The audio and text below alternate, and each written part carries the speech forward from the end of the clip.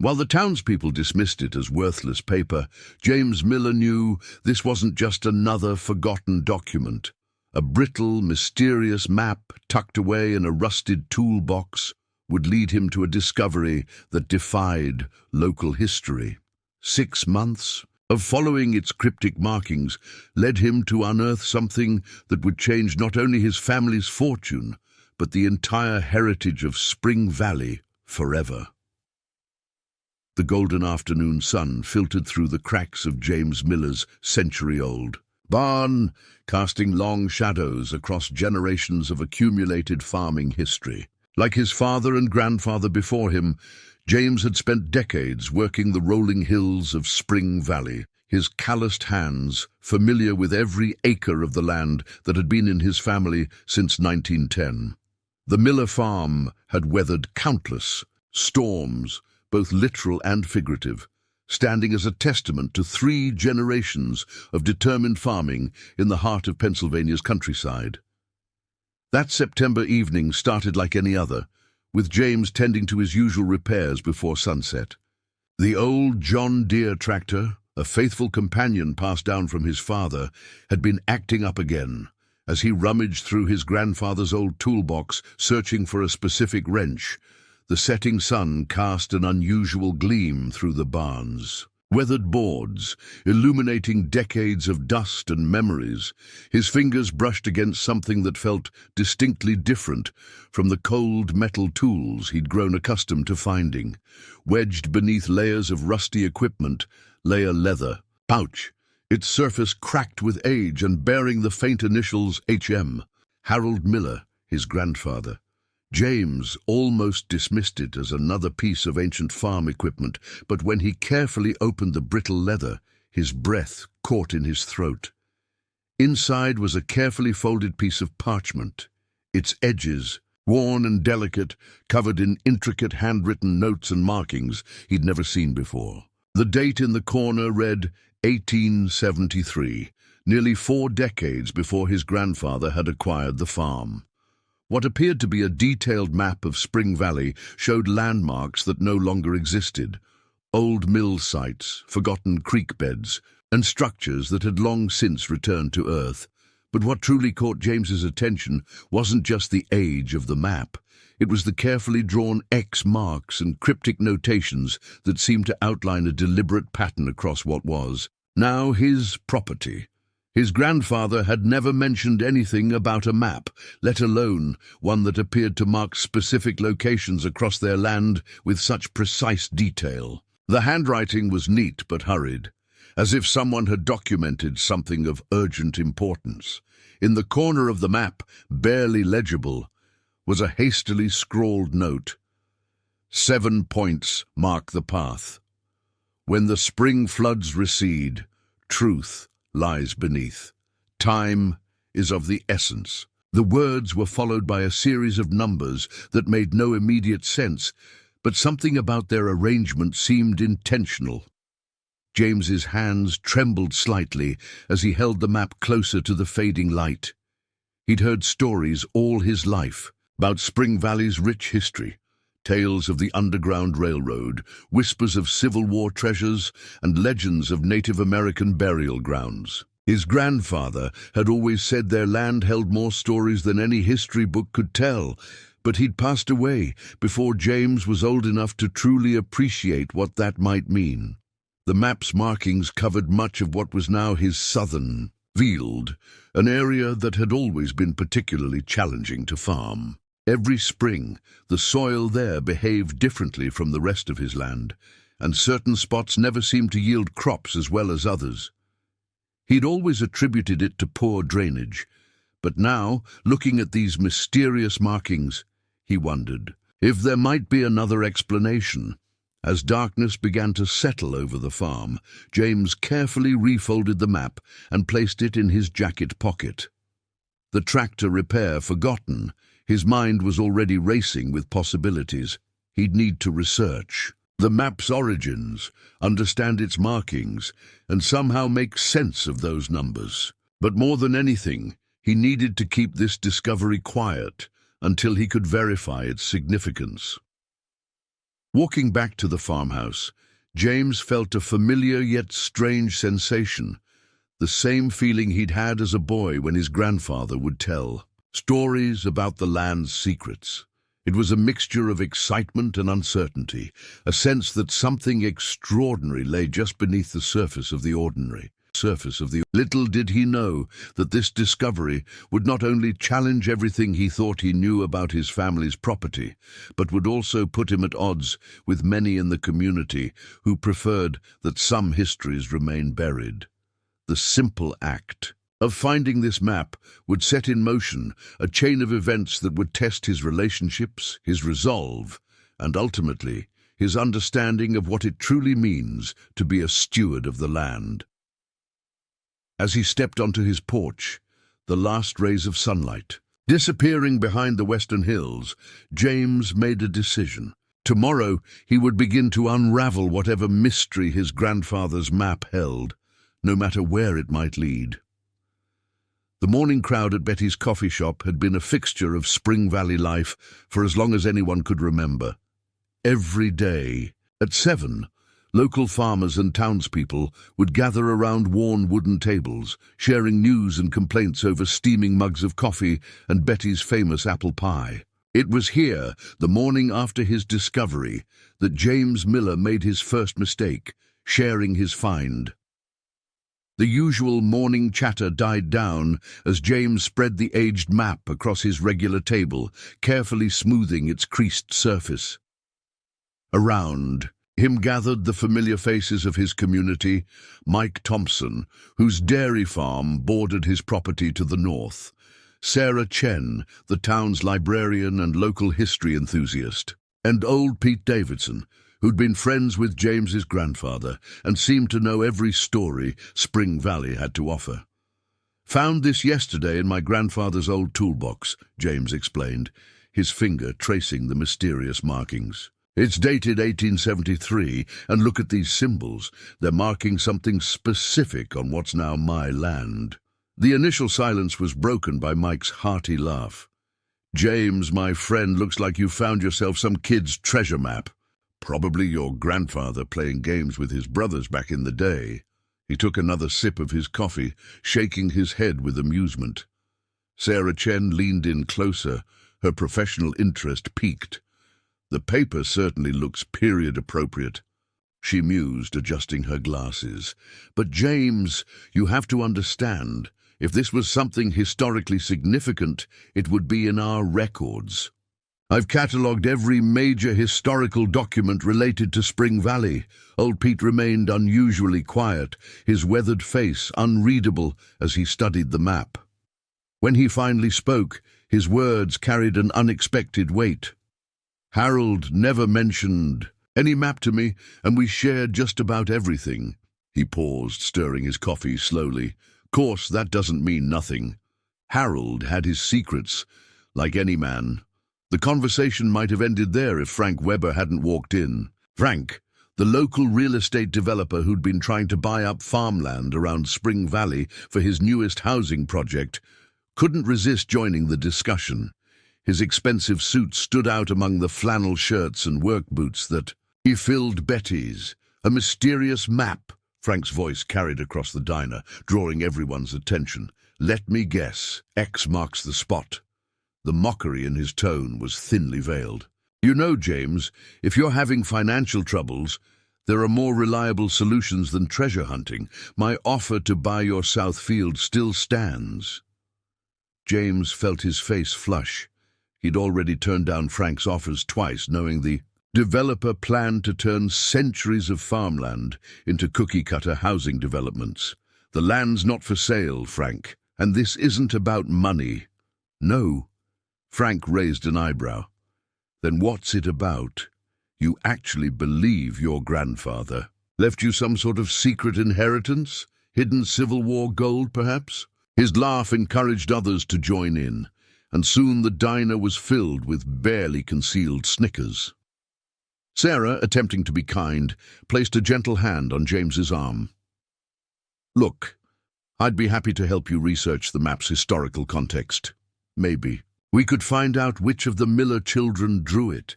It could be a nice piece of family history to frame. James carefully folded the map, his enthusiasm deflating under the weight of their skepticism. He'd expected some doubts, but not this level of dismissal. As he tucked the map back into his jacket pocket, Betty appeared with a fresh pot of coffee. "Don't let them get to you, honey," she whispered while refilling his cup. "Your grandfather Harold was a smart man. If he kept that map all these years, he had his reasons." But the damage was done. As James left the diner, he could hear Frank's voice carrying over the murmur of conversation. "Desperate times make for desperate beliefs. Mark my words, he'll be calling about my offer within the week." Driving back to his farm, James's mind wandered to his grandfather. Harold Miller had been a practical man, not given to flights of fancy or elaborate pranks. He'd taught James everything he knew about farming, about reading the land and respecting its history. "Land holds memories," he used to say, "and sometimes it chooses when to share them."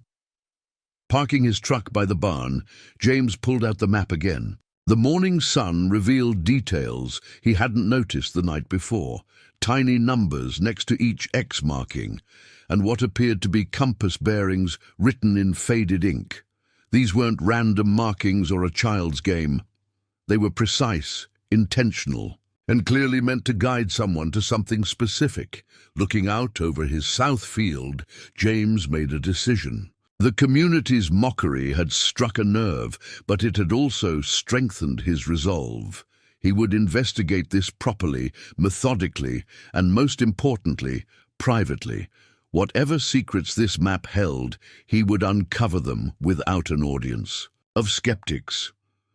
Little did James know that his quiet determination that morning would set in motion events that would not only validate his instincts, but would also force Spring Valley to confront a chapter of its history that some had worked very hard to keep buried. As autumn settled over Spring Valley, James threw himself into unraveling the map's mystery with methodical determination. His evenings, once spent watching television or catching up on farm paperwork, were now dedicated to poring over old county records and historical documents he'd borrowed from Sarah at the library, despite her continued skepticism. The breakthrough came on a crisp October morning, just as the sun began painting the horizon in shades of pink and gold. James had been cross-referencing the map's markings with modern satellite images of his property when something clicked. The first X on the map aligned perfectly with an unusual depression in his south field, a spot where crops had always grown differently, and where his tractor always seemed to hit harder ground. Armed with his grandfather's old metal detector and a shovel, James headed out to the spot before dawn. He'd chosen his timing carefully. Frank Weber had been driving past his property more frequently lately, making barely concealed offers to his neighbors about rescuing failing farmland. The last thing James needed was more ammunition for the in-town's rumor mill. The metal detector's first pass yielded nothing but old nails and bits of farm equipment. But on the second sweep, just as James was about to give up, the device erupted in a series of sharp beeps. His heart racing, he began to dig carefully, methodically removing layers of soil that had remained undisturbed for over a century. 3 feet down, his shovel struck something solid. Dropping to his knees, James brushed away the dirt with trembling, hands to reveal a small iron box, its surface pitted with rust, but still intact. The box was sealed with a simple iron clasp, preserved by the dense clay soil that had entombed it. Inside, protected by layers of oiled cloth that had somehow survived the decades, lay a collection of papers and a small leather-bound journal. The papers were yellowed with age, but still legible, bearing dates from the early 1870s, but it was the journal that made James's breath catch in his throat. On its first page, in careful script, was written, "Property of Thomas Bedford, Spring Valley Station Master, 1871-1875. James knew the name Bedford.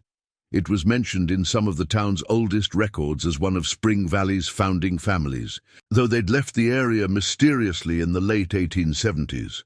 The journal's pages were filled with detailed accounts of daily life, but between mundane observations about weather and crop prices were encrypted entries, written in a simple but effective code that used numbers similar to those on the map.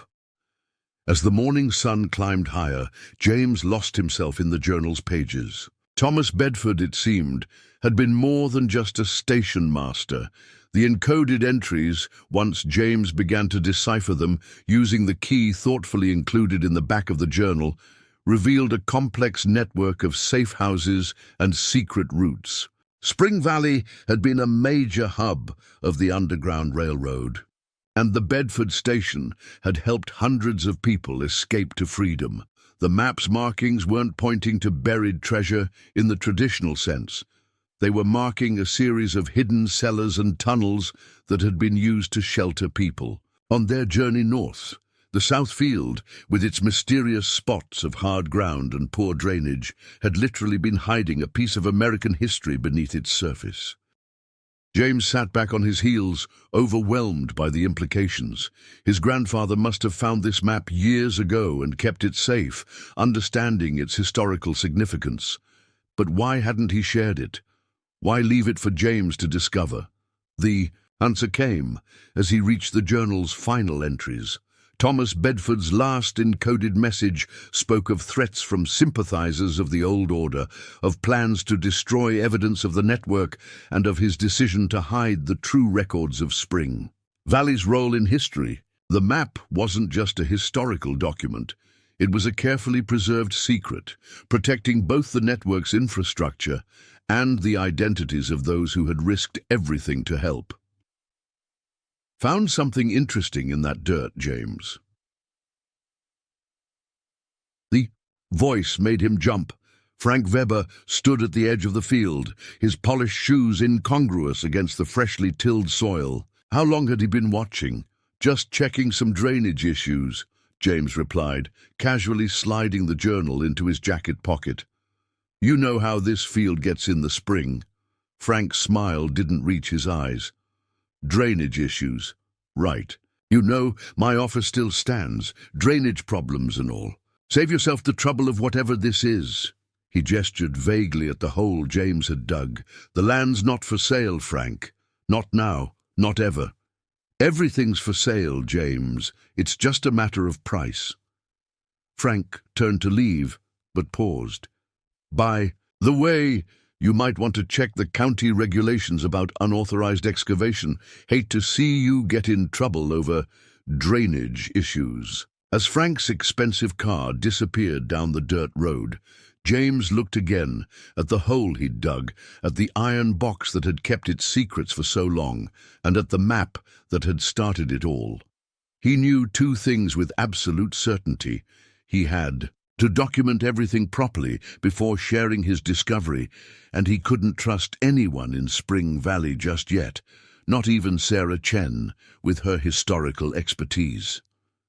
What he didn't know was that Frank Weber's interest in his South Field wasn't just about development opportunities. The Weber family had its own long history in Spring Valley, and some histories, as James would soon discover, were better left undisturbed. The discovery in the South Field changed everything for James. His nights became filled with careful study of Thomas Bedford's journal, cross-referencing coded entries with historical records he'd quietly requested from state archives. Each decoded message painted a clearer picture of Spring Valley's hidden past, and with it, a growing understanding of why some people might prefer this history remain buried. Over the next 2 weeks, James managed to locate 2 more iron boxes, using the map's markings. Each contained more documents, letters between station masters, lists of supplies, and most significantly, a detailed ledger of donations from prominent Spring Valley families, including some names that still carried weight in the community. But one name stood out, Weber.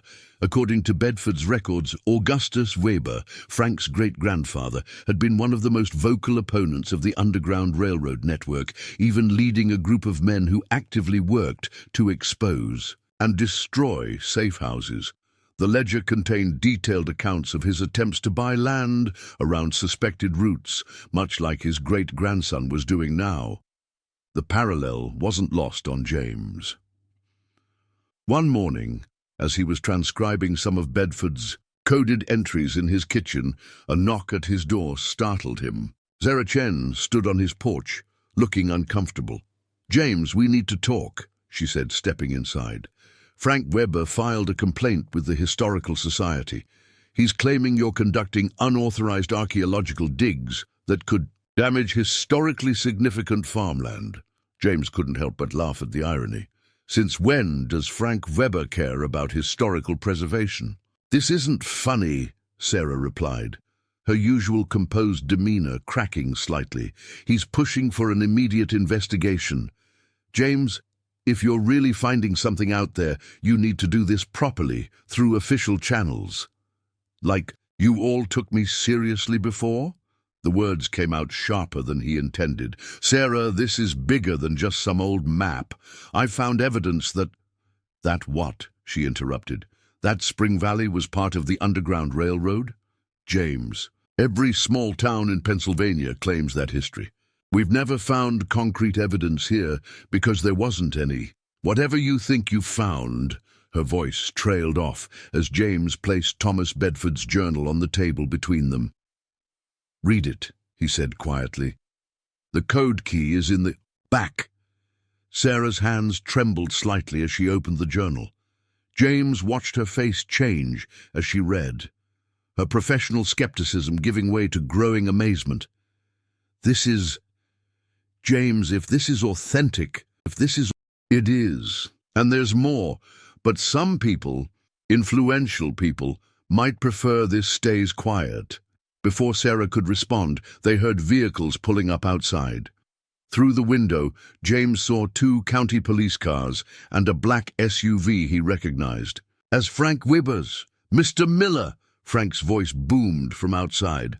"We have a court order to inspect the property for unauthorized excavation and potential historical site degradation." Sarah's face had gone pale. "James, whatever you found, don't let them already ahead of you," he said, quickly gathering the journal and documents. "There's a hidden compartment in the barn my grandfather built. They won't find it." As James moved to secure the evidence, Sarah grabbed his arm. "Why didn't you come to me sooner with this? I could have helped. Would you have believed me? Really?" The hurt in his voice was evident. "Besides, after what I've learned about certain families' histories here, I'm not sure who to trust anymore." The pounding on the door grew more insistent. James quickly hid the materials and returned to find Sarah still standing in his kitchen, conflict written across her face. "Your grandfather," she said suddenly. "Harold Miller. He used to spend hours in the library's archives, especially in the restricted historical documents section. I always wondered what he was researching so intently." James's mind raced. "The restricted section? What's in there?" "Family records, mostly, from Spring Valley's earliest days. Documents that were sealed by request of the original families." She met his eyes. "Including the Webers." The front door opened, revealing Frank Weber flanked by 2 police officers. His usual smooth smile was firmly in place, but his eyes were cold. "James, James, James," he said, stepping inside uninvited. "All this trouble over drainage issues? My team needs to inspect the south field immediately. For historical preservation purposes, of course." "Of course," James replied evenly, noting how Frank's eyes darted around the room, clearly searching for something. "Though I wasn't aware real estate developers had authority in historical preservation." Frank's smile tightened. "My family has been in Spring Valley for generations, James. We have a vested interest in preserving its accurate history." The emphasis on accurate wasn't subtle. As the police officers headed toward the south field, Frank lingered behind. "You know," he said quietly, "my great-grandfather used to say that some doors are better left closed, some stories better left untold. Your grandfather understood that. Smart man, Harold Miller. Knew when to let sleeping dogs lie." The threat was clear, but it only confirmed what James already suspected. He was on the right track, and whatever lay at the end of Bedford's map had powerful people worried. As Frank followed the officers outside, Sarah touched James's arm. Lightly. "The library closes at 8, she whispered. "The restricted section key is kept in my office. Don't make me regret telling you that." That evening, as darkness settled over Spring Valley, James discovered that sneaking into the library's restricted section was unnecessary. Sarah had left the door unlocked and the key to the document cases on her desk. Her silent support gave him hope, but he worked quickly, knowing he couldn't risk being discovered. The restricted section was a small room lined with climate-controlled cases, each filled with leather-bound volumes and carefully preserved documents. In the corner, a filing cabinet labeled Founding Families caught his attention. Inside, organized alphabetically, were folders containing the private records of Spring Valley's original settlers. The Weber family file was thick with documents, but it was a thin, unmarked envelope at the back that made James pause. Inside, he found a series of letters between Augustus Weber and various town officials, dated 1875. The contents made his blood run cold. "The Bedford situation has been handled," one letter read. "The station master and his conspirators will trouble us no more. Their property has been appropriately redistributed among those who understand the proper order of things. Let this serve as a reminder to others who would disturb our community's peace with their dangerous ideals." Another document detailed the redistribution of Bedford's land, including the very fields James now owned. His grandfather's purchase of the property 70 years later couldn't have been coincidental. Harold Miller must have known exactly what he was buying and why it mattered. A sudden noise made James freeze. Footsteps echoed in the main library. "Hello?" Frank Weber's voice carried through the darkness. "Sarah?" "I saw the lights on." James quickly photographed the remaining documents with his phone and carefully returned everything to its place. As Frank's footsteps approached the restricted section, James slipped out through the emergency exit, thanking his grandfather for teaching him every creaky floorboard in the old building during childhood visits.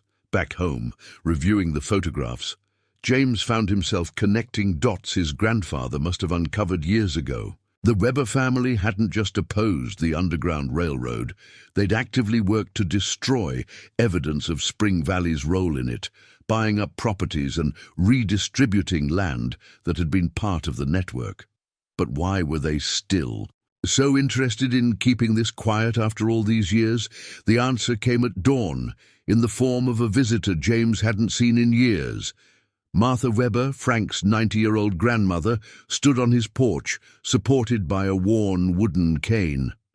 "You're stirring up trouble, boy," she said without preamble. "Just like your grandfather before you." James helped her to a chair, noting how her aged eyes kept drifting toward the south field. "You knew my grandfather?" "Knew him?" "I loved him. Once upon a time," Martha's declaration hung in the air, "before he discovered the truth about my family, about what my grandfather Augustus did to the Bedfords and the others.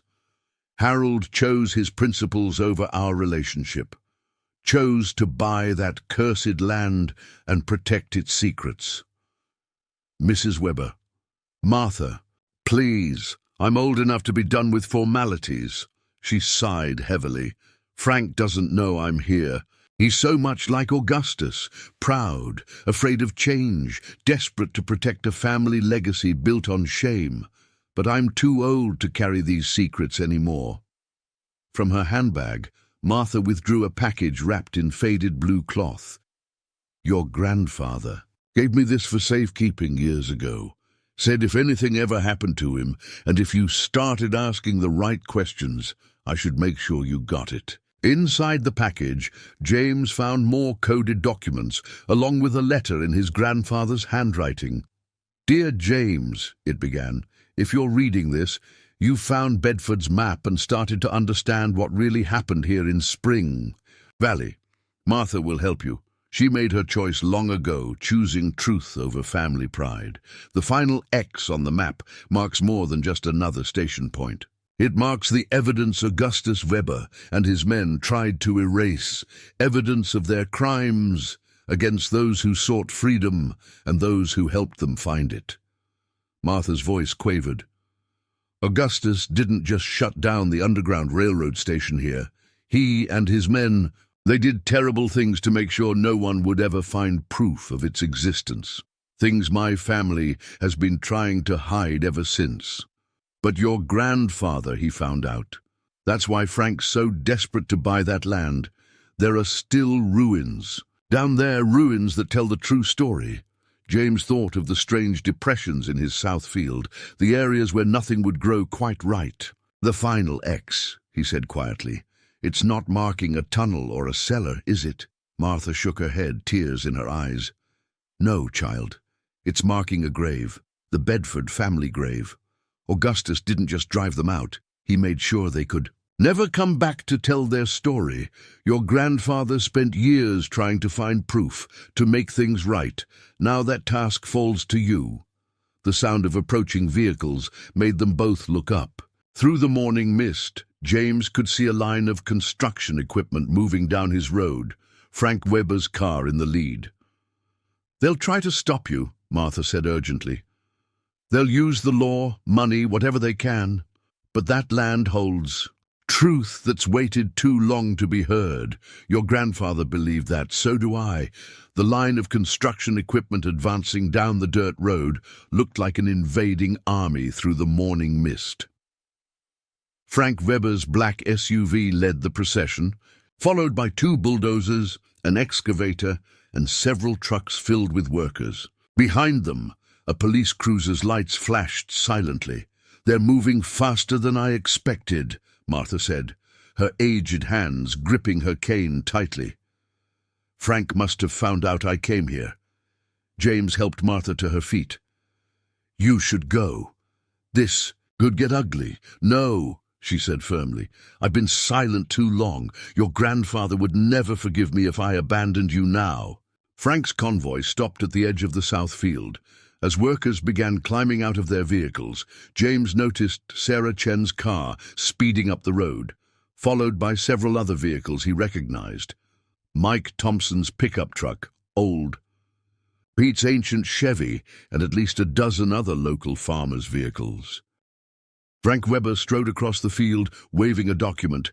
"Court order, James. Emergency demolition permit for unsafe ground conditions. Step aside. We're doing this with or without your cooperation." But before he could reach the porch, Sarah Chen intercepted him, brandishing her own papers. "State Historical Society Emergency Protection Order, Frank. As county historian, I filed it an hour ago. This entire property is now under historical site protection pending investigation." Frank's face reddened. "You have no grounds." "Actually," Sarah cut in, "we have several grounds, including these." She held up copies of the documents James had photographed the night before. "Your family's been sitting on evidence of historical crimes for generations. That ends today." The gathering crowd of farmers and townspeople moved closer, murmuring among themselves. James spotted Betty from the diner, Mike Thompson, and even some of the morning coffee regulars who had laughed at him weeks ago. Frank's composure cracked. "You can't prove anything. Those documents could be forgeries. This is nothing but an attempt to block legitimate development." "They're not forgeries, Frank." Martha Weber's voice carried across the suddenly silent crowd. Supporting herself on her cane, she made her way down the porch steps. "I signed an affidavit this morning, testifying to everything. The Historical Society has it all. Augustus Weber's crimes, the covered-up murders, the stolen land, everything." Frank stared at his grandmother in shock. "You? You betrayed our family." No, child, I'm trying to save it. There's no honor in hiding evil deeds. Your great-grandfather was a monster who killed innocent people to protect his reputation. Every Weber since has carried that shame, covered up those crimes. It stops now. As if nature itself was underlining her words, the morning sun broke through the mist, illuminating the south field. The depressions in the earth that had puzzled farmers for generations now seemed obvious for what they were, the sunken remains of hidden chambers, collapsed tunnels, and one sacred spot marked by the final X on Thomas Bedford's map. State Historical Society vehicles began arriving, followed by a team of archaeologists Sarah had contacted. The construction workers, reading the changing situation, began packing up their equipment. Frank Weber stood alone, watching his carefully maintained facade of respectability crumbling around him. James walked to where Martha stood facing her. Grandson. Mrs. Weber, Martha, there's something else you should know. In my grandfather's letter he wrote about you, said you were the bravest person he ever knew, choosing truth over family lies. He never stopped loving you. Tears rolled down Martha's weathered cheeks. Harold always said the land remembers, child. The earth holds onto its secrets until the right time comes to tell them. She turned to Frank. It's time to let go of the lies, grandson. Help make this right. For a long moment, Frank stood rigid, generations of family pride warring with the weight of truth. Finally, his shoulders sagged. I'll have my lawyers contact the Historical Society, he said quietly. There are other documents they should see, records Augustus kept. I never read them myself, but as the crowd dispersed and the archaeological team began their preliminary survey, James found himself standing with Sarah at the spot marked by the final X. The morning sun cast their shadows long across the ground that had held its secrets for so many years. Your grandfather would be proud, Sarah said softly. He spent years trying to prove what happened here. He knew the truth would come out eventually. James thought of the map that had started it all, carefully preserved in his grandfather's toolbox. He left the map for me to find. He knew someday someone would need to stand up and tell the real story. Martha Weber joined them, leaning on her cane. The land remembers, she repeated, and now, finally, so will everyone else. As the archaeological team began their careful work, James knew this was just the beginning. Spring Valley's true history would finally be told, and with it, a measure of justice would come to those who had been silenced so long ago. Thomas Bedford's map had led to more than just physical evidence. It had unearthed the truth his grandfather had spent years trying to prove. Over the next few weeks, Spring Valley became the center of intense historical investigation. The archaeological team worked methodically across James's south field, carefully documenting and excavating each site marked on Bedford's map. Each day brought new discoveries that painted a clearer picture of the town's hidden past. The old morning crowd at Betty's coffee shop had transformed.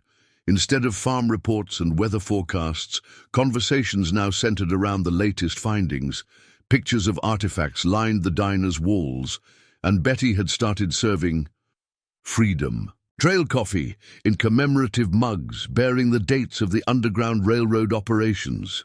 You should see what they found yesterday, Mike Thompson announced one morning, spreading photographs across their usual table. A whole network of reinforced tunnels connecting 3 different safe houses. My great-grandfather must have plowed right over them for years without knowing.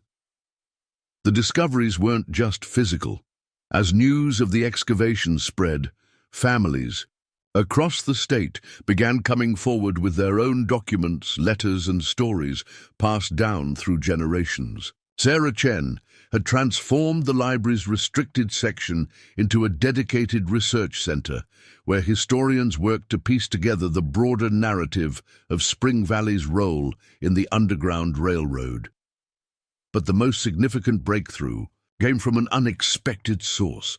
Frank Weber, following through on his promise, had opened his family's private archives. Hidden in Augustus Weber's personal safe, they found his detailed journals, dark chronicles that confirmed Martha's testimony and revealed even more about the extent of his efforts to erase Spring Valley's Underground Railroad history. "It's all here," Sarah explained to James one evening, surrounded by carefully preserved documents in the library's research center. Augustus Weber didn't just try to destroy the physical evidence. He systematically bought or threatened his way into obtaining every piece of documentation he could find. He was creating his own version of history. James picked up one of Augustus's journals, its pages filled with meticulously recorded details of his campaign against the Underground Railroad operators. He documented everything, like he was proud of it. Men like Augustus often kept detailed records, Martha Weber added from her usual spot by the window. She had become a regular presence at the research center, helping historians understand the context of her family's documents. They saw themselves as protecting their way of life. They wanted future generations to know what they'd done. They just never expected those generations to judge them harshly for it. The excavation of the final X location had been left for last, out of respect for what they knew they would find there. When the time came, James insisted on being present. The archaeological team worked with extraordinary care, and their discoveries confirmed the worst of Martha's account. Hidden beneath decades of accumulated soil, they found the remains of a hidden chamber that had served as both a safe house and ultimately a tomb. Among the artifacts recovered were personal belongings of the Bedford family, including a final letter from Thomas Bedford to his wife, warning her to flee with their children while he stayed behind to protect those in his care. The State Historical Commission moved quickly to declare the entire property a protected historical site. James's farmland would now serve a different purpose, preserving and teaching history rather than growing crops.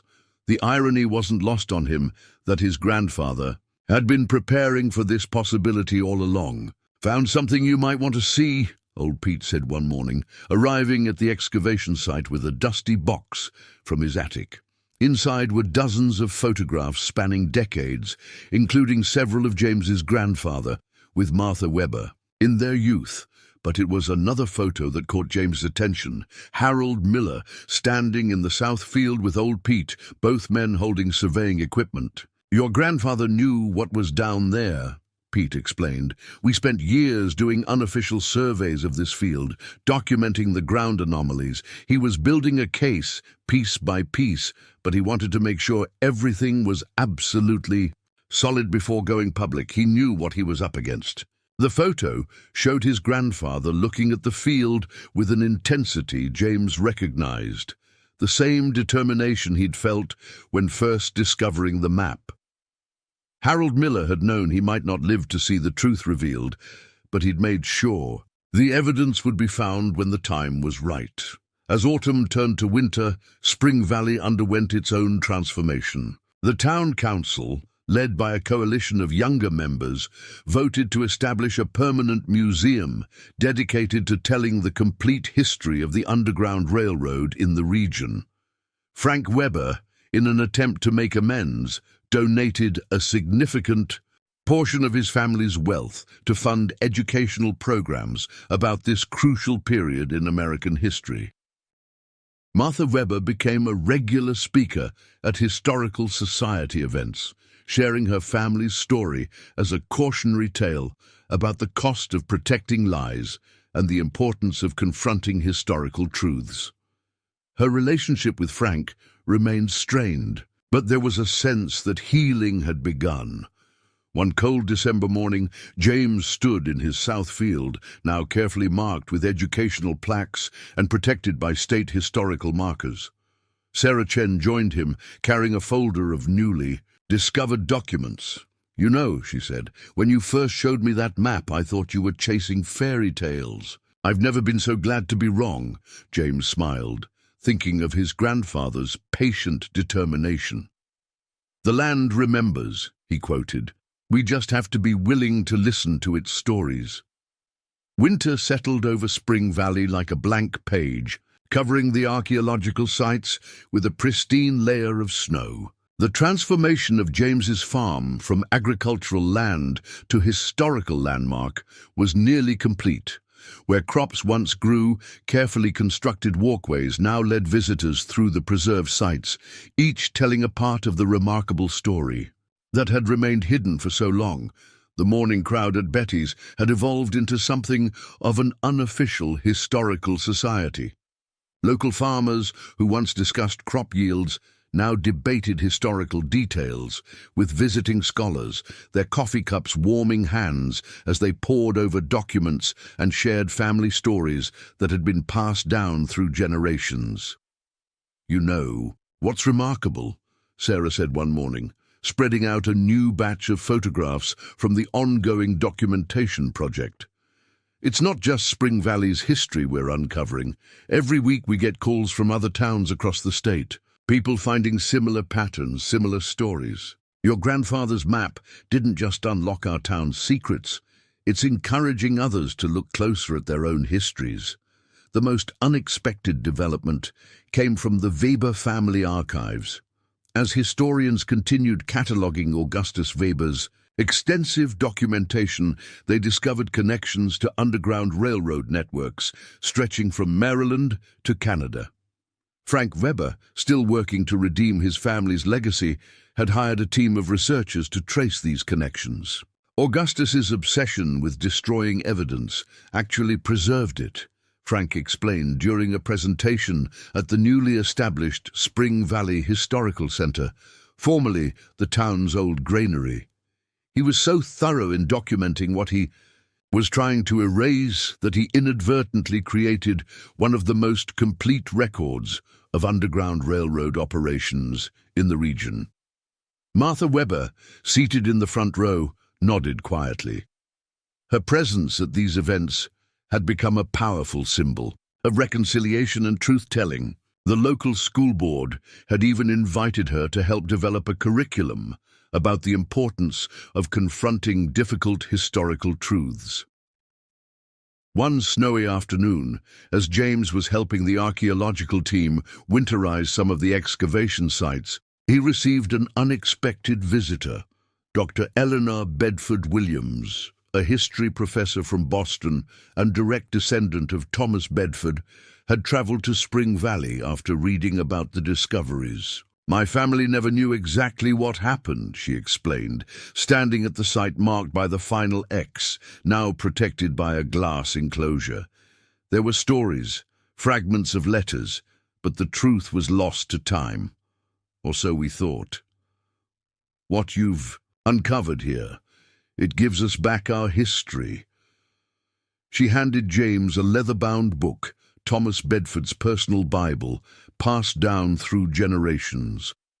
"This belongs here," she said, "where the story can finally be told completely." The Bible became the centerpiece of a new exhibit about the Bedford family's role in the Underground Railroad. Its pages contained marginal notes that, when decoded using the same key from the original journal, revealed additional details about the network of brave individuals who risked everything to help others reach freedom. As winter deepened, James spent more time in the converted barn that now served as a research center. The space where he had first discovered the map in his grandfather's toolbox had been preserved, with a plaque explaining its significance. Nearby, interactive displays helped visitors understand the complex coding system used in Bedford's documents. One evening, as snow fell softly outside, James found Sarah working late among stacks of newly donated documents. Local families, inspired by the Weber family's disclosure, had begun bringing forward their own historical records. Letters, diaries, and photographs that had been hidden away for generations. "Look at this," Sarah said, showing him a faded photograph she'd just uncovered. It showed a group of men standing in front of the old granary, dated 1872. Among them was a figure who bore a striking resemblance to Thomas Bedford. And next to him, James's breath caught, was a man who could have been Augustus Weber's twin. They knew each other, Sarah explained, before everything happened. According to these letters, they were actually friends once. Augustus's turn against the Underground Railroad wasn't just about maintaining social order. It was a personal betrayal. The complexity of human relationships revealed in these documents added deeper layers to the story. It wasn't simply a tale of good versus evil, but a complex narrative about choices, loyalty, and the cost of standing up for one's beliefs. Martha Weber, who had become something of a grandmother figure to James during these months, often reminded visitors of this complexity. "We're not here to judge the past," she would say during her talks. "We're here to understand it, to learn from it, and to make sure we don't repeat its mistakes." The winter light was fading when Dr. Bedford Williams made another discovery in her ancestors' Bible, a hidden compartment in the cover containing a daguerreotype of Thomas Bedford with his family. The image, remarkably preserved, showed them standing in front of the very barn where James had found the map. "The circle closes," Martha said softly, looking at the image. "Your grandfather knew, James. He knew that someday someone would need to tell this story completely. He made sure you would have everything you needed to do it right." As spring began to thaw the winter frost, Spring Valley had become unrecognizable from the quiet farming community it had been just months ago. Tour buses regularly rolled down the once empty country roads, bringing visitors from across the country to learn about the town's newly unveiled history. The transformation wasn't just physical, it had touched every aspect of community life. The historical center, under Sarah Chen's direction, had grown into a full-fledged museum. The main exhibition hall, housed in the renovated granary, featured a meticulous recreation of the Underground Railroad network, complete with interactive displays showing how the safe houses and tunnels had operated. But it was the personal stories that drew people in, the letters, photographs, and artifacts that brought the history to life. "We had another Bedford descendant visit today," Sarah told James one morning at Betty's. The diner had become an unofficial extension of the museum, with Betty proudly serving as an impromptu historian to curious visitors. This one brought more family papers, including letters from Thomas Bedford's wife after she fled north with their children. The letters painted a heartbreaking picture of a family torn apart by principle. Mary Bedford's writings spoke of sleepless nights, wondering about her husband's fate, of telling their children stories about their father's courage, of building a new life while carrying the weight of uncertainty. Her final letter, dated 1876, showed she never knew exactly what happened to Thomas. "Until now," James said quietly, thinking of the evidence they'd uncovered in his south field. "At least the family finally has answers." Frank Weber, who had thrown himself into historical research with surprising dedication, had made his own significant discovery. In a hidden compartment of his great-grandfather's desk, he found a confession of sorts, Augustus Weber's private writings from his final years, filled with remorse for his actions. "He knew he'd chosen the wrong side of history," Frank explained, during one of the museum's evening lectures. But by then, he felt trapped by his own choices, by the lies he'd built to protect himself and his reputation. His solution was to document everything, perhaps hoping that someday someone would use the truth to make things right. The impact of Spring Valley's discoveries rippled outward.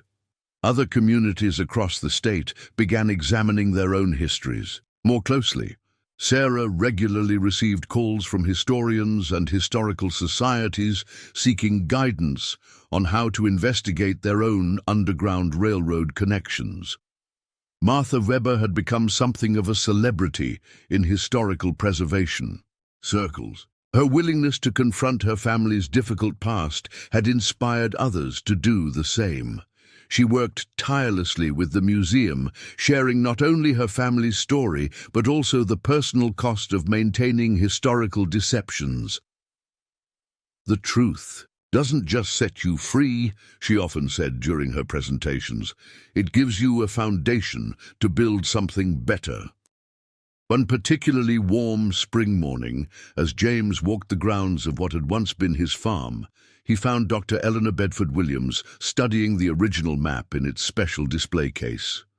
The document that had started everything was now properly preserved, its secrets fully revealed, but its power to inspire unchanged. "You know what amazes me?" she said, not looking up from the map.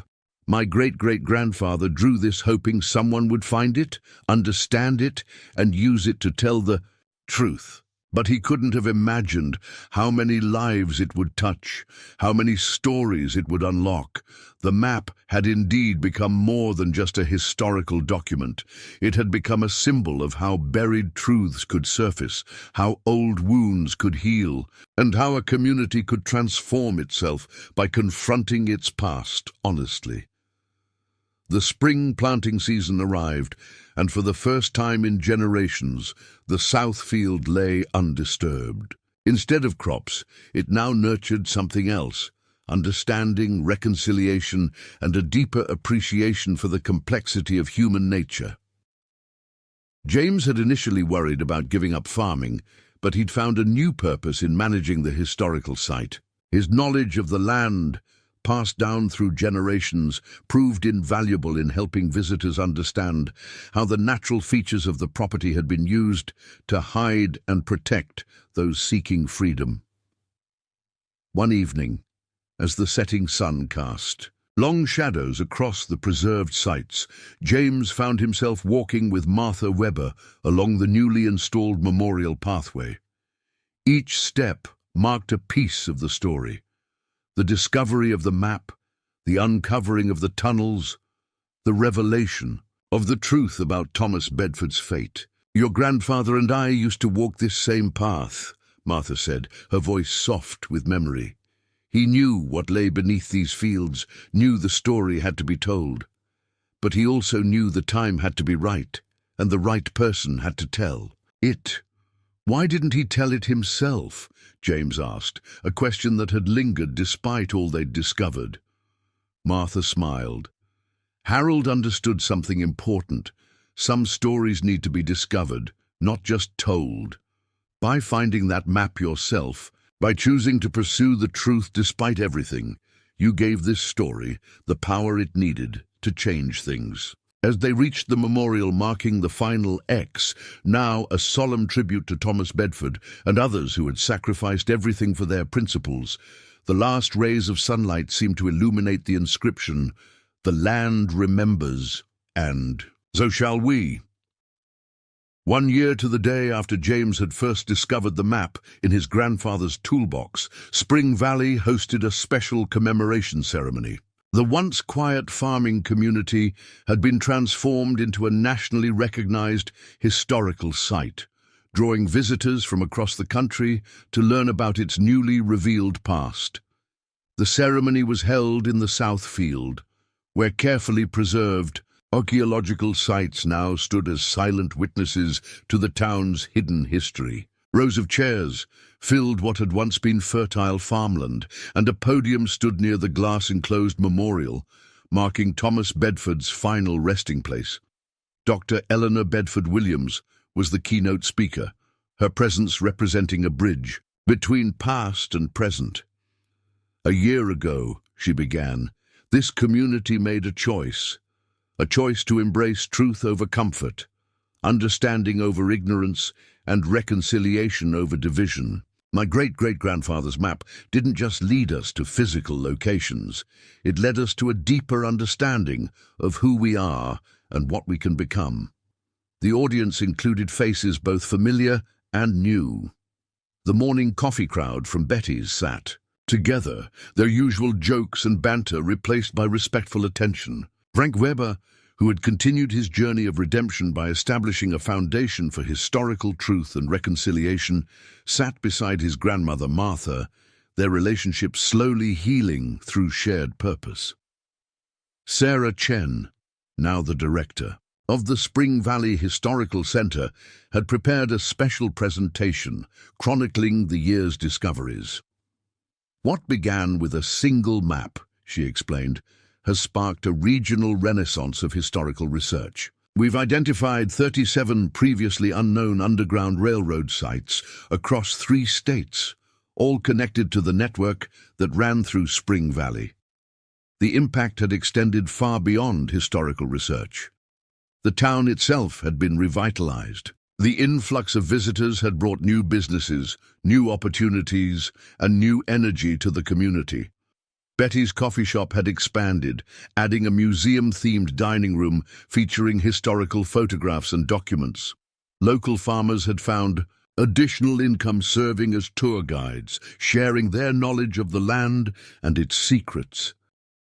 But perhaps the most significant change was in the community's understanding of itself. The morning conversations at Betty's no longer centered on weather and crop prices alone. They now included discussions of historical responsibility, the importance of preserving truth, and the ongoing work of reconciliation. During the ceremony, James was asked to speak about his grandfather's role in preserving the truth. Standing at the podium, looking out over what had once been his farmland, he felt the weight of the past year's discoveries. My grandfather taught me that farming isn't just about growing crops, he began. It's about being a steward of the land, understanding that we inherit not just soil and seeds, but stories and responsibilities. He knew the truth buried in these fields, and he made sure it would be found when the time was right. Martha Webber followed James at the podium, her voice strong despite her age. "A year ago, I was carrying the weight of generations of secrets," she said. "Today, I stand here lighter, knowing that truth, no matter how difficult, is always better than deception." Augustus Weber tried to bury this history, but in doing so, he actually preserved it for us to find and finally understand. The ceremony concluded with the unveiling of a new permanent exhibition in the converted barn, where James had first found the map. The display included not just the original map and Bedford's journal, but also the accumulated evidence of the past year's discoveries, letters, photographs, artifacts, and documentation that told the full story of Spring Valley's role in the Underground Railroad. As the crowd dispersed, James found himself walking the grounds with Dr. Bedford Williams. They stopped at the final X Memorial, where a new plaque had been installed featuring Thomas Bedford's last letter to his wife, finally delivered to his descendants through the passage of time and truth. "You know," Dr. Bedford Williams said, "when I first came here, I was looking for closure, an end to a family mystery. Instead, I found a beginning. This isn't just about understanding the past. It's about building a future that honors those who fought for what was right." Later that evening, as the sun set over Spring Valley, the usual crowd gathered at Betty's. The diner had become more than just a local gathering spot. It was now a place where visitors and locals came together to share stories, ask questions, and continue the work of understanding their shared history. James sat at his regular table, now marked with a small plaque, noting it as the spot where he had first shared the map with his skeptical neighbors. Sarah joined him, carrying a folder of new documents that had recently been donated to the Historical Center. "Your grandfather would be proud," she said, echoing words that had been spoken many times over the past year. "Not just of the discoveries, but of how the community has chosen to handle them."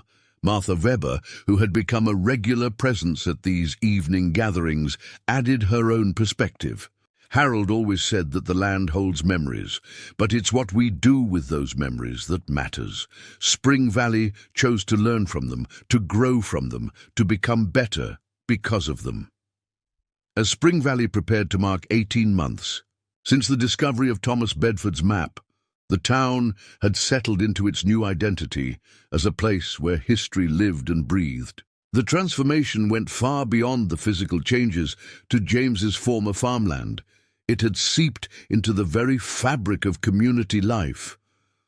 The historical center had expanded its programs to include regular educational workshops, drawing teachers and students from across the country. Sarah Chen had developed a curriculum that used Spring Valley's story to teach broader lessons about historical research, moral courage, and the importance of preserving uncomfortable truths.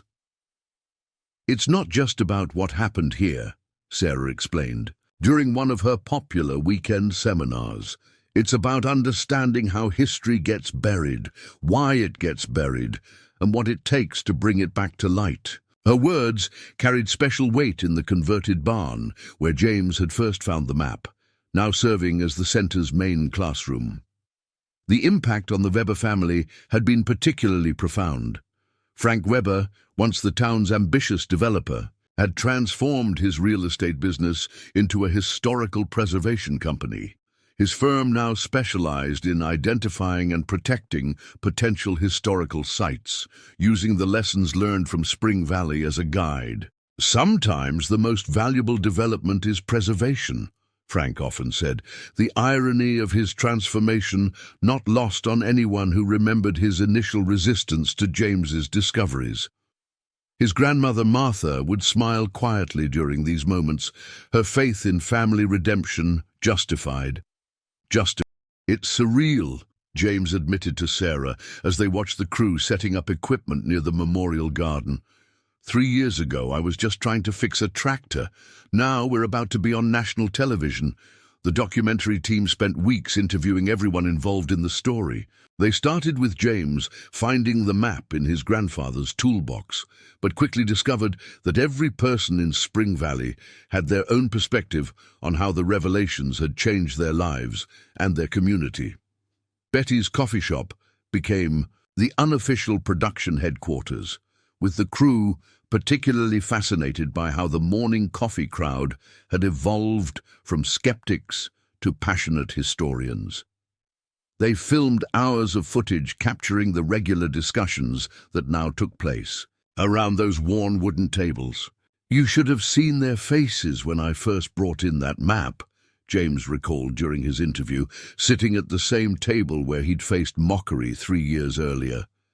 Now these same people are leading tours and teaching visitors about the Underground Railroad. The presence of the documentary crew coincided with another significant development. The National Historic Preservation Board had voted unanimously to designate Spring Valley as a National Historic Landmark, recognizing its unique contribution to understanding and preserving Underground Railroad history. "This designation isn't just about what happened here in the past," Sarah explained during the official ceremony. "It's about how this community chose to handle difficult historical truths in the present. Spring Valley has become a model for how communities can engage with challenging aspects of their history." Martha Weber's interview for the documentary became one of its most powerful segments. At 93, her voice still carried the weight of authority as she spoke about her family's journey from hiding the truth to championing its revelation. "Augustus Weber thought he could bury history," she said, sitting in the garden that bore her family's name. "But he actually preserved it, waiting for the right time and the right people to bring it into the light. That's the thing about truth. It's patient. It can wait generations if it needs to."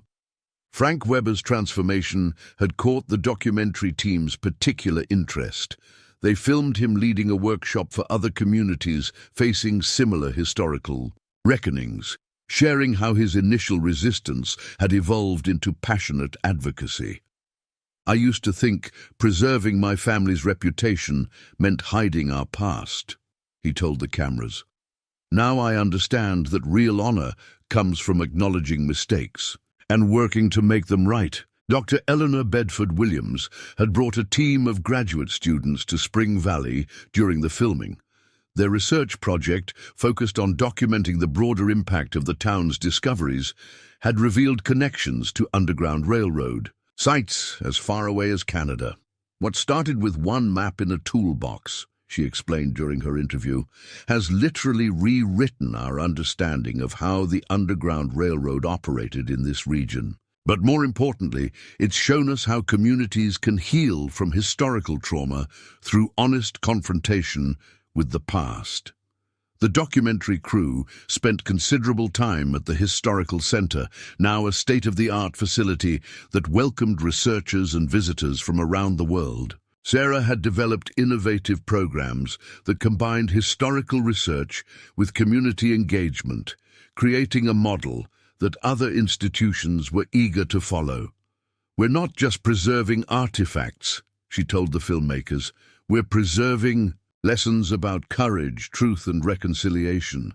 Every document, every photograph, every piece of evidence tells a story about choices people made, both in the past and in how we deal with that past today." One morning, as the crew filmed sunrise over the preserved archaeological sites, James found himself walking the grounds with Old Pete. The elderly farmer had become one of the town's most popular tour guides, his deep knowledge of local history enhanced by personal memories of Harold Miller. "Your grandfather would get a kick out of all this," Pete said, gesturing at the cameras. "He never wanted recognition. He just wanted the truth to come out when the time was right. But I think he'd be proud of how Spring Valley has handled it." The documentary's presence had brought fresh attention to ongoing research efforts. New documents continued to surface as other communities, inspired by Spring Valley's example, began examining their own histories more carefully. Each new discovery added another piece to the puzzle of how the Underground Railroad had operated. Martha Weber, watching the crew pack up their equipment after weeks of filming, shared a final observation that would become the documentary's closing quote. "Some people think revealing difficult truths divides communities. Spring Valley proves the opposite. When you face history honestly, when you acknowledge both the dark and the light, you create something stronger than silence ever could." The national broadcast of "The Map That Changed Everything" marked another turning point for Spring Valley. The documentary had captured not just the historical significance of the discoveries, but the profound personal transformations that had reshaped the community. In its wake came a flood of correspondence from across the country, letters, emails, and phone calls from people inspired to examine their own family histories and community stories. But it was a letter from Canada that would lead to the most remarkable personal revelation yet. Rebecca Thompson, a historian from Toronto, had watched the documentary and recognized similarities between Spring Valley's tunnel systems and those she'd been researching in Ontario. Her subsequent visit would unlock another layer of the Bedford family story. "Look at this," she said, spreading documents across a table at the Historical Center. "I've been tracking the paths of families who made it to Canada through the Underground Railroad. There are multiple references to a Bedford station in Ontario, established by Mary Bedford and her children after they fled north." Sarah Chen, who had been cataloguing every piece of information about the Bedford family, immediately recognized the significance. So Thomas Bedford's family didn't just escape, they continued his work from Canada. The discovery sparked a new round of research. Dr. Eleanor Bedford Williams flew in from Boston, bringing with her family documents that had never made sense until now. Together with Rebecca's research, they painted a picture of how the Bedford family's commitment to helping others had continued long after they left Spring Valley. "My great-great-grandmother never stopped hoping she'd learn what happened to her husband," Dr. Bedford Williams explained during a special presentation at the Historical Center. "But she honored his memory by creating a safe haven for others making the same journey he had helped so many undertake." Martha Weber, listening from her usual seat in the front row, wiped tears from her eyes. "All those years my family spent trying to erase this history," she said softly, and here was this whole other chapter being written in Canada. The truth really does find its way out.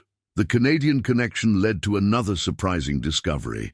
Among Rebecca Thompson's documents was a series of letters between Mary Bedford and a Weber, not Augustus, but his younger sister Catherine, who had secretly maintained correspondence with the Bedford family for years after they fled north. She was the conscience of the Weber family, Frank Weber explained, reading his great-great-aunt's letters with visible emotion.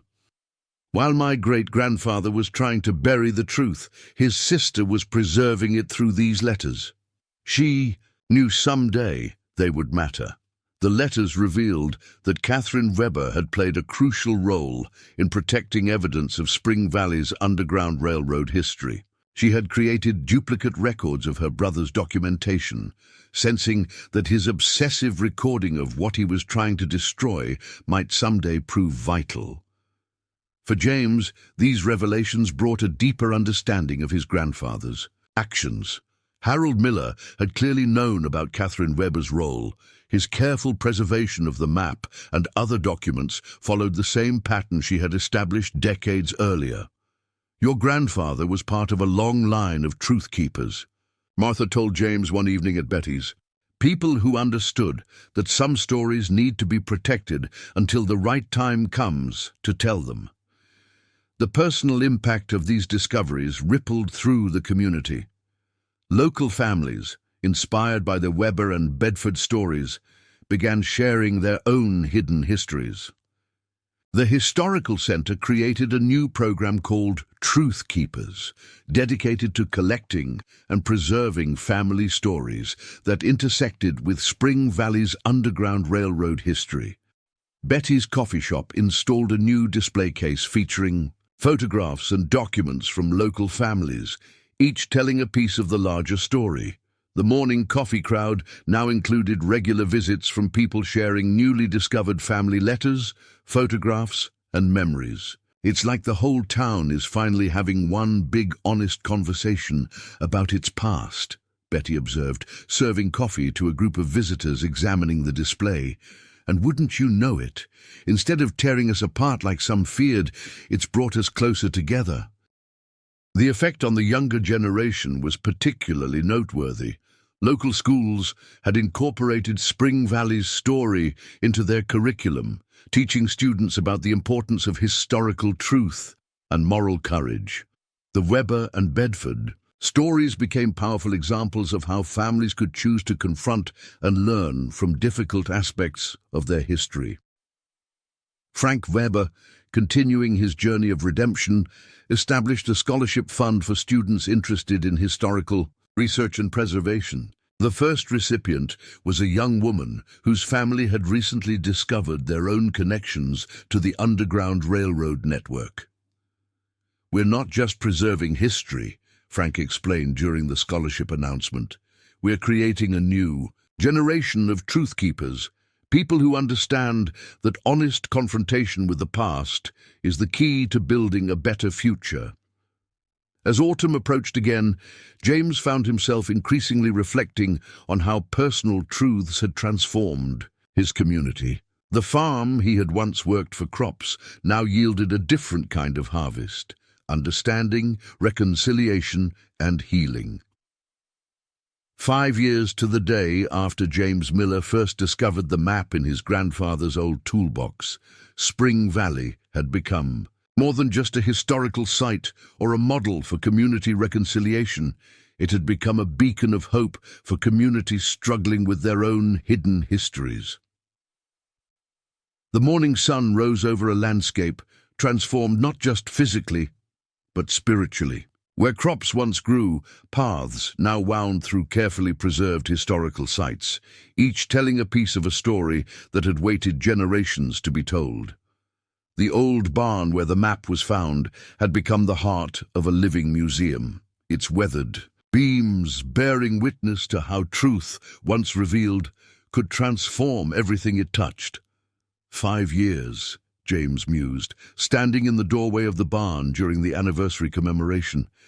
Sometimes it feels like yesterday I was just looking. for a wrench to fix my tractor. Sarah Chen, now nationally recognized for her work in historical preservation, joined him. And sometimes it feels like this is how Spring Valley was always meant to be, like everything before was just preparing for this moment. The anniversary celebration brought together faces both familiar and new. Dr. Eleanor Bedford Williams had come with several generations of her family, including young children who would grow up knowing their ancestors' true story. The Weber family, led by Martha and Frank, represented how confronting difficult truths could lead to healing and growth.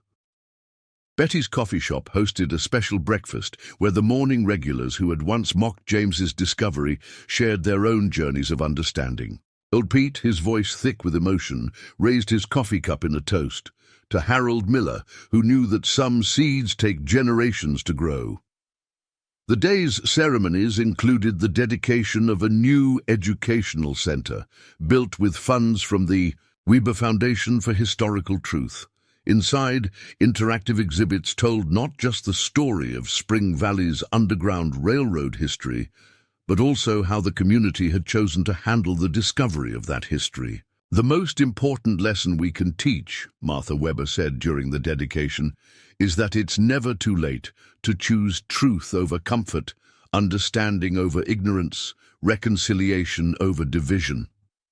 The impact of Spring Valley's transformation had spread far beyond its borders. Dozens of other communities had followed its example, uncovering and confronting their own hidden histories. The Spring Valley model had become a template for how communities could engage with difficult aspects of their past while building stronger bonds in the present. Frank Weber, standing at the podium where he had once tried to dismiss James's discoveries, addressed the gathering with hard-won wisdom. 5 years ago, I thought I was protecting my family's legacy by trying to keep the past buried. Now I understand that our true legacy is in how we choose to face that past and learn from it. As evening approached, James found himself walking the grounds with Sarah and Martha. They stopped at the memorial marking Thomas Bedford's final resting place, now surrounded by a garden that bloomed in every season. "You know what your grandfather told me once?" Martha said, her aged hand resting on the memorial. "He said that land holds memories, not just of what we plant, but of who we are and what we choose to do. He believed that someday Spring Valley would need to know its true story to understand itself." Sarah nodded, thinking of all the documents and artifacts now preserved in the historical center. "And now we're helping other communities understand their stories too. Every week we get requests for guidance from towns discovering their own hidden histories."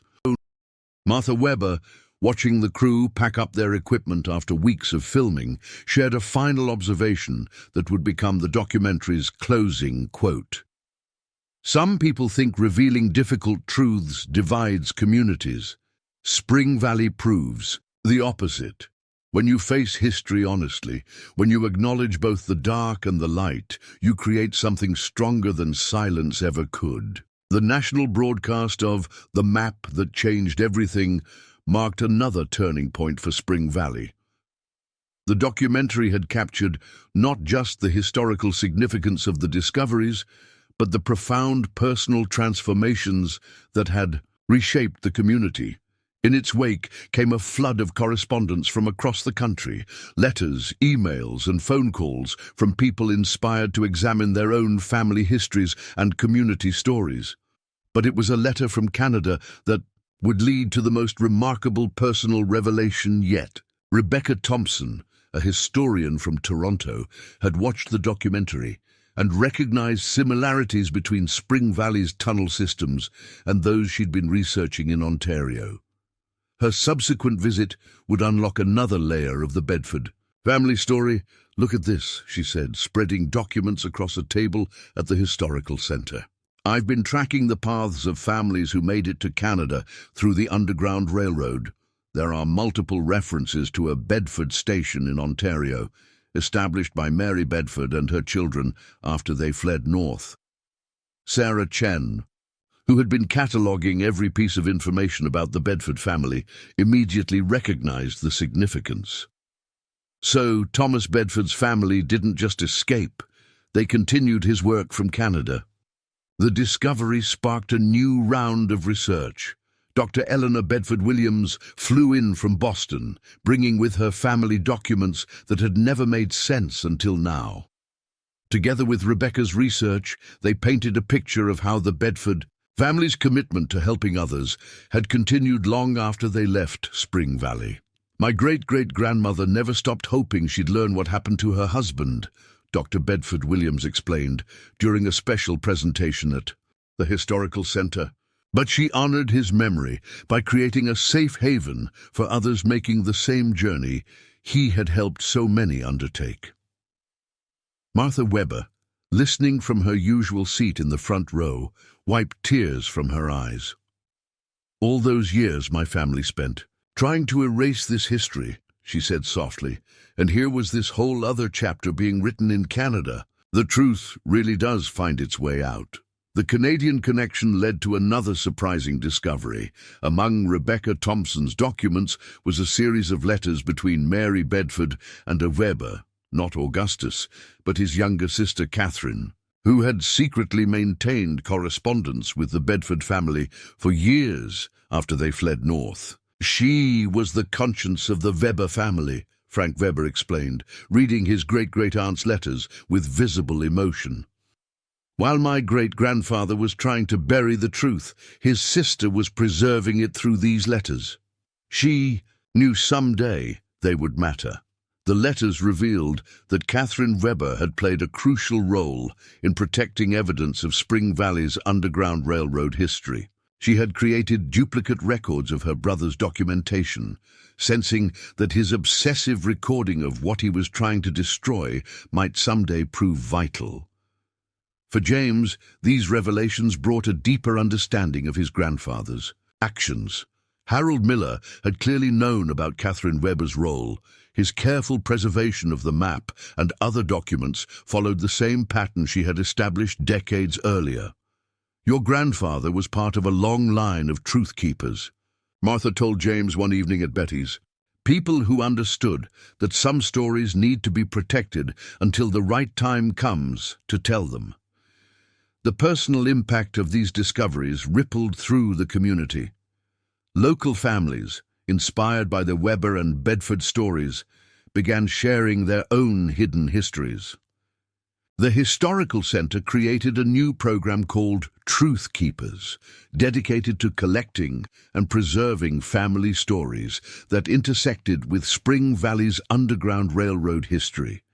Betty's coffee shop installed a new display case featuring photographs and documents from local families, each telling a piece of the larger story. The morning coffee crowd now included regular visits from people sharing newly discovered family letters, photographs, and memories. "It's like the whole town is finally having one big honest conversation about its past," Betty observed, serving coffee to a group of visitors examining the display. "And wouldn't you know it, instead of tearing us apart like some feared, it's brought us closer together." The effect on the younger generation was particularly noteworthy. Local schools had incorporated Spring Valley's story into their curriculum, teaching students about the importance of historical truth and moral courage. The Weber and Bedford stories became powerful examples of how families could choose to confront and learn from difficult aspects of their history. Frank Weber, continuing his journey of redemption, established a scholarship fund for students interested in historical research and preservation. The first recipient was a young woman whose family had recently discovered their own connections to the Underground Railroad network. "We're not just preserving history," Frank explained during the scholarship announcement. "We're creating a new generation of truth keepers, people who understand that honest confrontation with the past is the key to building a better future." As autumn approached again, James found himself increasingly reflecting on how personal truths had transformed his community. The farm he had once worked for crops now yielded a different kind of harvest, understanding, reconciliation, and healing. 5 years to the day after James Miller first discovered the map in his grandfather's old toolbox, Spring Valley had become more than just a historical site or a model for community reconciliation. It had become a beacon of hope for communities struggling with their own hidden histories. The morning sun rose over a landscape, transformed not just physically, but spiritually. Where crops once grew, paths now wound through carefully preserved historical sites, each telling a piece of a story that had waited generations to be told. The old barn where the map was found had become the heart of a living museum, its weathered beams bearing witness to how truth, once revealed, could transform everything it touched. 5 years, James mused, standing in the doorway of the barn during the anniversary commemoration. Sometimes it feels like yesterday I was just looking for a wrench to fix my tractor. Sarah Chen, now nationally recognized for her work in historical preservation, joined him. And sometimes it feels like this is how Spring Valley was always meant to be, like everything before was just preparing for this moment. The anniversary celebration brought together faces both familiar and new. Dr. Eleanor Bedford Williams had come with several generations of her family, including young children who would grow up knowing their ancestors' true story. The Weber family, led by Martha and Frank, represented how confronting difficult truths could lead to healing and growth. Betty's coffee shop hosted a special breakfast where the morning regulars who had once mocked James's discovery shared their own journeys of understanding. Old Pete, his voice thick with emotion, raised his coffee cup in a toast to Harold Miller, who knew that some seeds take generations to grow. The day's ceremonies included the dedication of a new educational center, built with funds from the Weber Foundation for Historical Truth.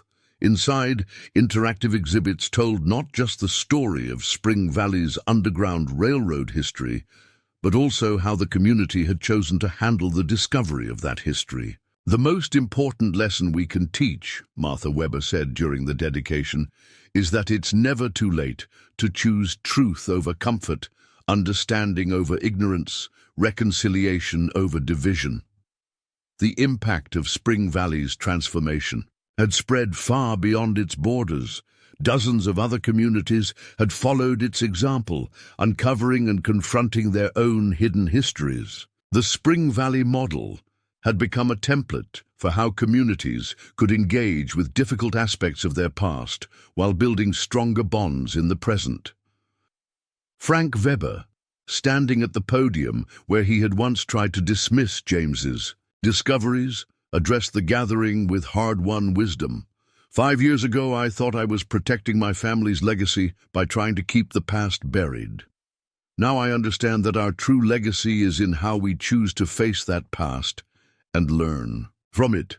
As evening approached, James found himself walking the grounds with Sarah and Martha. They stopped at the memorial marking Thomas Bedford's final resting place, now surrounded by a garden that bloomed in every season. "You know what your grandfather told me once?" Martha said, her aged hand resting on the memorial. "He said that land holds memories, not just of what we plant, but of who we are and what we choose to do.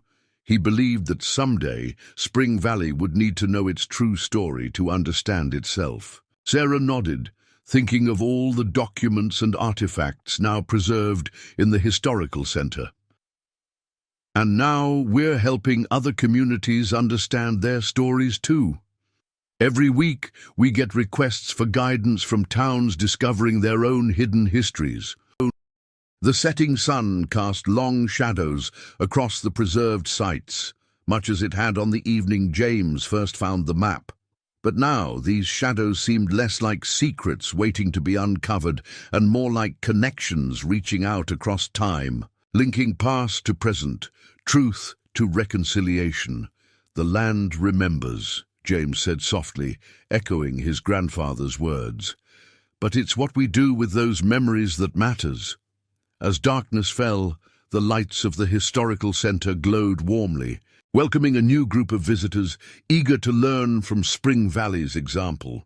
Inside, displays told the story of a map that had changed everything, not just by revealing hidden history, but by showing how a community could grow stronger through honest confrontation with its past. In the end, Spring Valley's story wasn't just about what was discovered beneath its soil. It was about how truth, when finally allowed to surface, could transform not just a place, but the hearts and minds of those who called it home. The map that James found in his grandfather's toolbox had led not just to physical locations, but to a deeper understanding of how communities could heal, grow, and build a better future by honestly facing their past.